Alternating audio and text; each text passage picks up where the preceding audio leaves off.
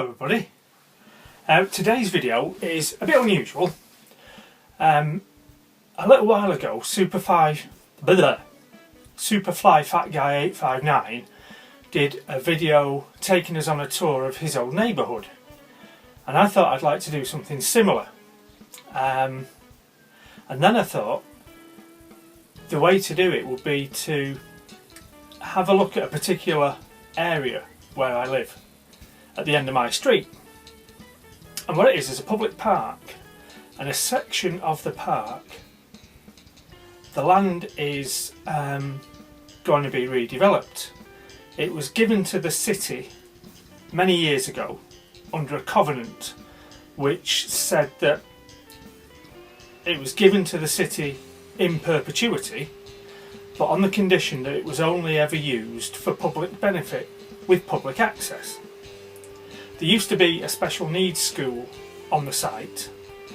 It was demolished a few years ago because it was a horrible old asbestos ridden, lead pipe riddled pre-war building, I think. There was a planning application to build houses on it, and that got rejected eventually because of this covenant saying that the land had to be used for public good. There's now another planning application from a local school to build extra classrooms and offices and a playing area on the site. And given that that fits with the rules of using the land for the public benefit, that will probably get approved.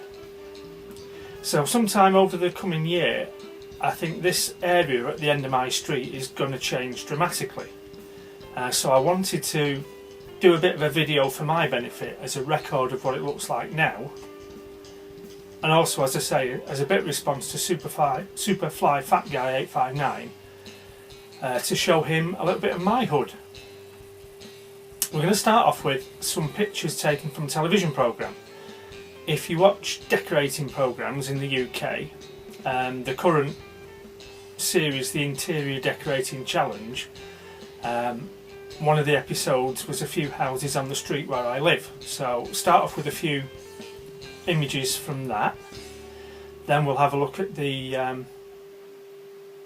area that I want to make a record of.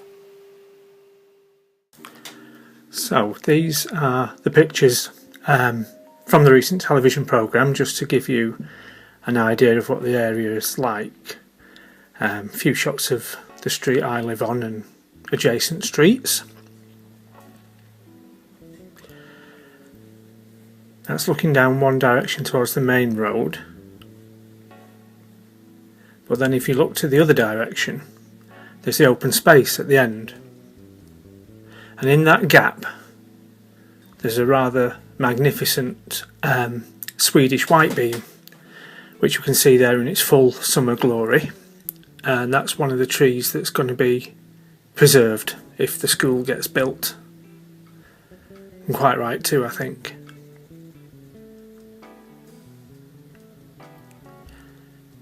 So now we'll just show you some footage of the area that's going to be developed.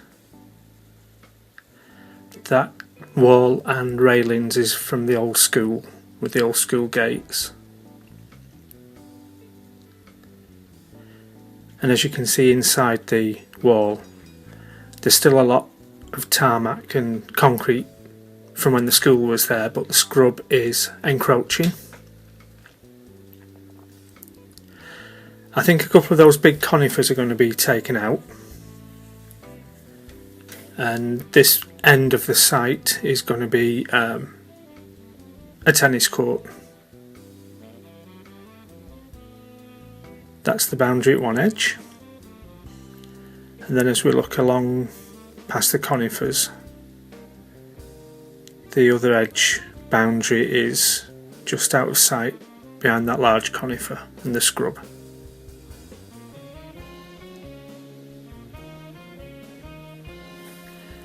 We're now entering the park through the public entrance. These blue railings are the other boundary of the site.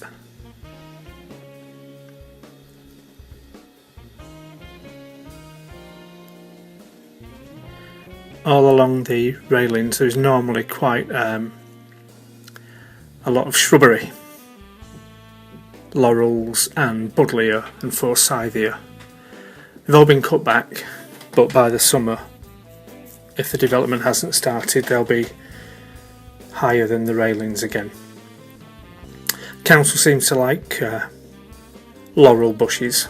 I think they're low maintenance, and they don't seem to harbour many bugs.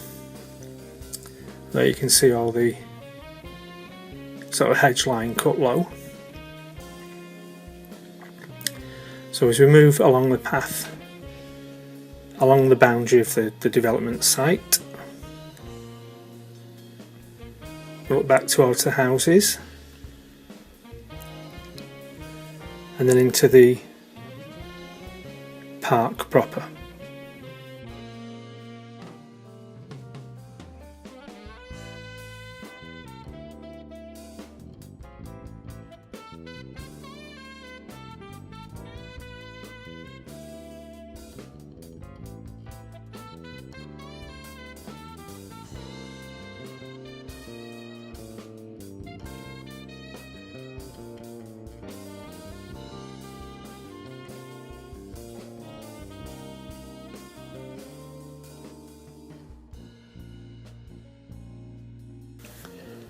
We're now reaching the first open space in the park, and you can see the football goalposts. Behind the large trees there in the distance there's more open space, a large duck pond, tennis courts, clubhouse. These blue railings again form the boundary of the site, and I think there will be an entrance from the school into the park.